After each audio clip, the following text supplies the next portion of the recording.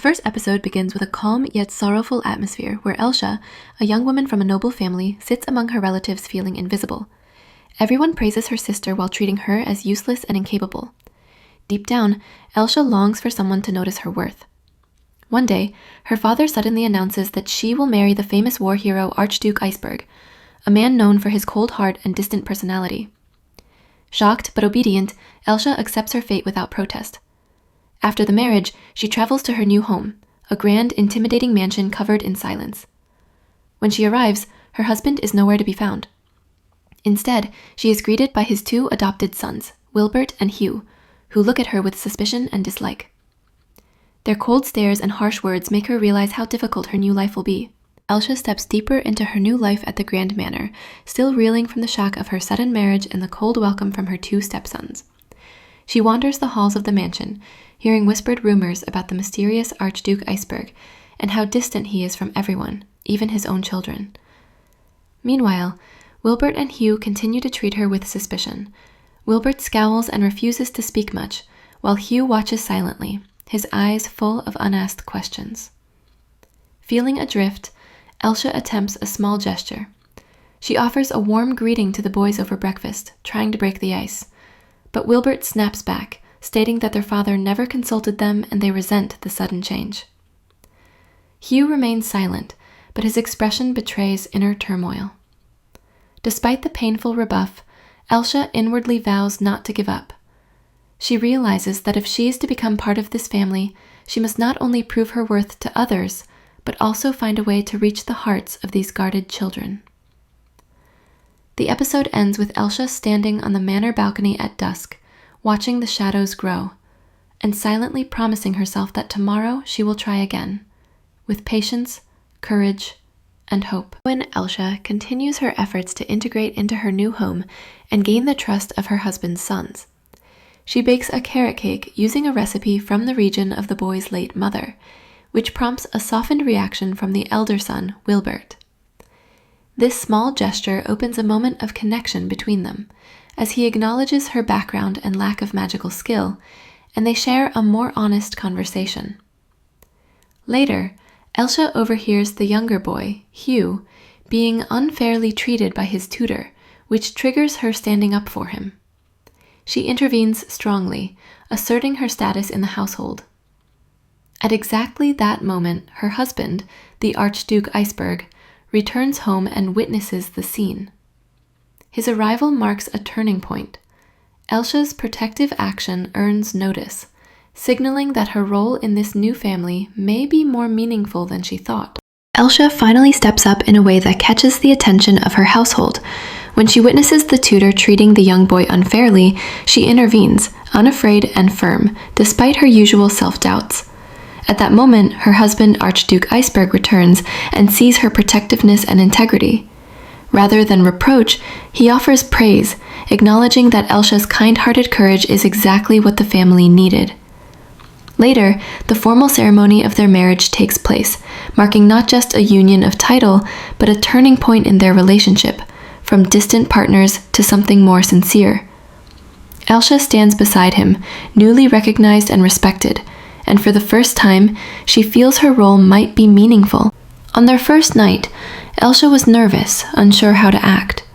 The Archduke told her honestly that he didn't plan to have more children, since his two sons were enough.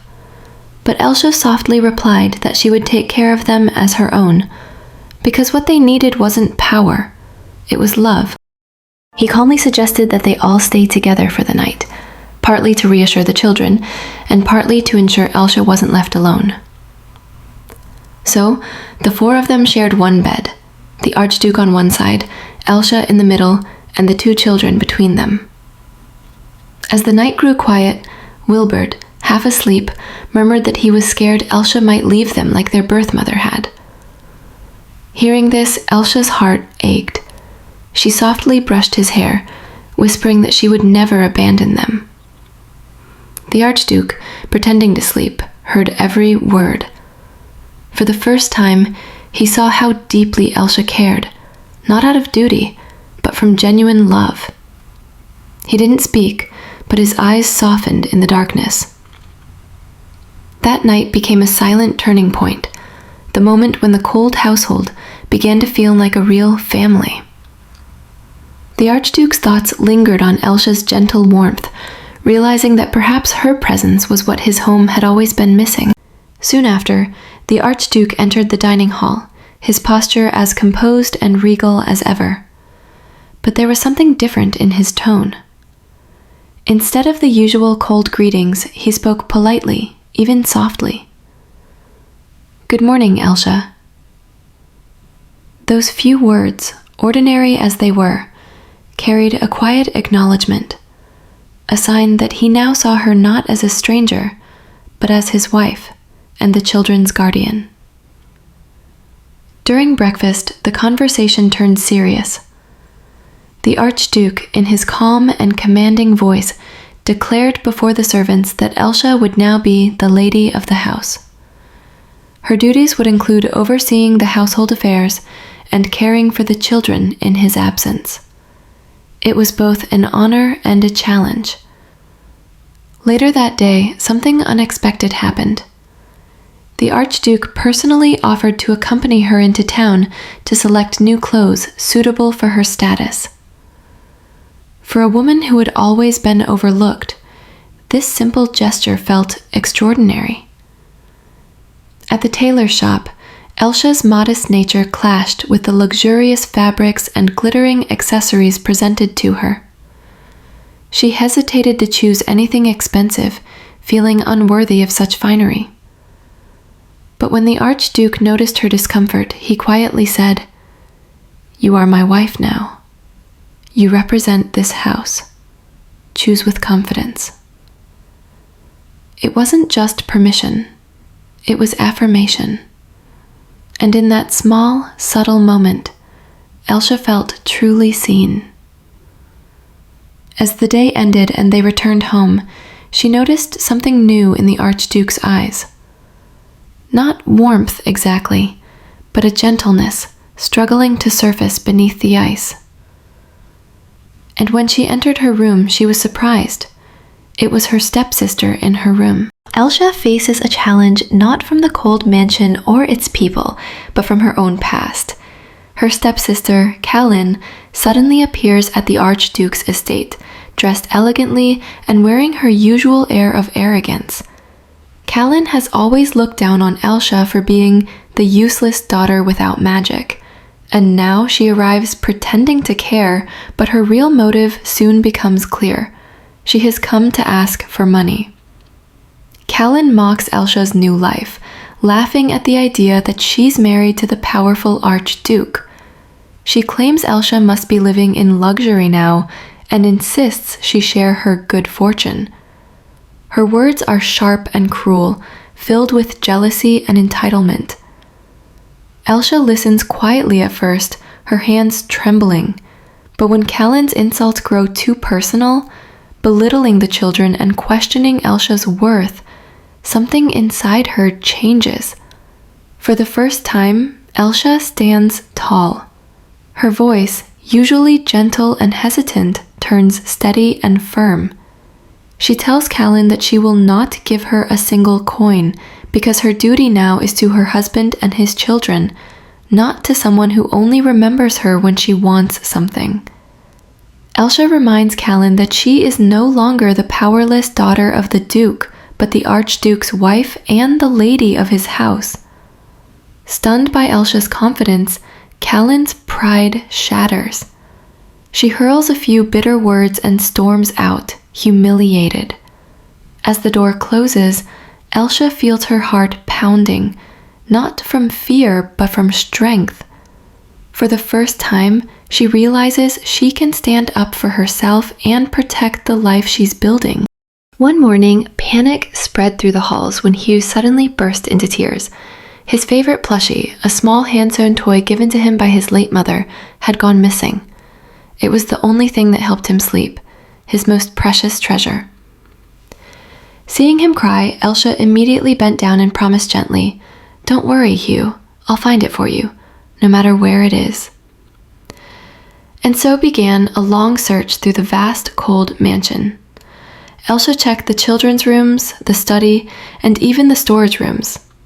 Servants joined in, turning over cushions and opening gift boxes from the wedding ceremony, but the plushie was nowhere to be found. The longer they searched, the more Hugh's little face crumpled with sadness.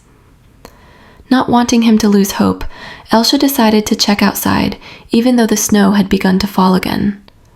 She wrapped herself in a cloak and took Hugh by the hand. Together they searched the garden, calling softly for the toy as if it might somehow answer back. The ground was slippery, and while climbing over a patch of frozen steps near the pond, Elsha's foot slipped. She fell hard onto the icy ground, snow dusting her hair and clothes. Hugh rushed to her side. Elsha laughed softly through the pain and nodded. As she leaned up, her eyes caught something faint beneath the ice.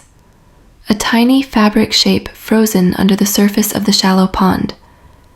It was Hugh's plushie, trapped beneath the clear sheet of ice. When they returned home, she dried the toy near the fireplace, but as Hugh tried to get closer to warm it, Elsha quickly stopped him, her voice calm but firm. "Stay back, Hugh. It's too close to the fire. You'll get burned." Her gentle scolding carried care, not anger. Hugh blinked, realizing she was worried for him, not just the toy. Later, when the plushie was dry, Elsha handed it back to him, smiling softly. Hugh hugged the toy tightly and then looked up at her with shining eyes. "Thank you, Mother," he whispered, the first time he had ever called her that. Tears welled up in Elsha's eyes as she embraced him gently. From that moment on, their bond was sealed. She wasn't just his stepmother anymore. She had truly become his family. When she asked why, he whispered, eyes wide, "I saw a ghost in the hallway." The servants exchanged uneasy glances. The mansion was old and full of rumors, but Elsha smiled kindly, kneeling beside him. "There are no ghosts here, sweetheart," she said softly. "Sometimes shadows just like to play tricks." She took his hand and gently led him toward the door to show him there was nothing to fear. But when she opened the grand doors of the mansion, instead of a ghost, she found her stepsister, Kaylin, standing there with a wicked smirk. Wrapped in expensive furs and glowing with arrogance, Kaylin greeted her mockingly. "Oh, so the little incompetent sister is still pretending to be noble?" How amusing Hugh hid behind Elsha's dress, sensing her tension. Kaylin noticed him and laughed cruelly. "Oh, so this is your child now. How pitiful. You're playing mother to someone else's sons." Elsha's expression tightened, but she tried to stay composed. "Kaylin, why are you here?" Kaylin's smile faded, replaced with greed. "You still owe me," she said sharply. "I gave you a chance last time. Now, give me what I want. Money. You're rich now, aren't you?" Elsha refused, her tone calm but unshakable. "I told you before, I won't give you a single coin. This house and these children are my responsibility. You have no right to demand anything from me." That refusal enraged Kaylin. Her eyes glowed faintly with magic. She had come prepared to threaten. She raised her hand, forming a burst of violet energy. Before Elsha could react, Hugh stepped in front of her, spreading his small arms wide. "Don't hurt my mother," he shouted. Kaylin froze in shock. "Mother?" she scoffed. "You call her your mother? How foolish." But Hugh didn't back down. "She's my mother. She takes care of us. You're the mean one." Elsha's heart trembled with both fear and pride. She tried to pull Hugh behind her, but Kaylin, blinded by anger, prepared to strike. The magic in her hand flared brighter, until suddenly Elsha threw herself forward, shielding Hugh with her own body. At that instant, something incredible happened.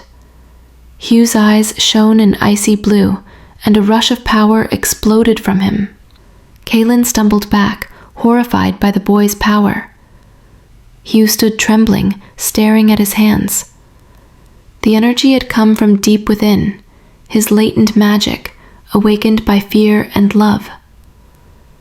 The commotion drew the attention of the guards, and soon the king himself arrived.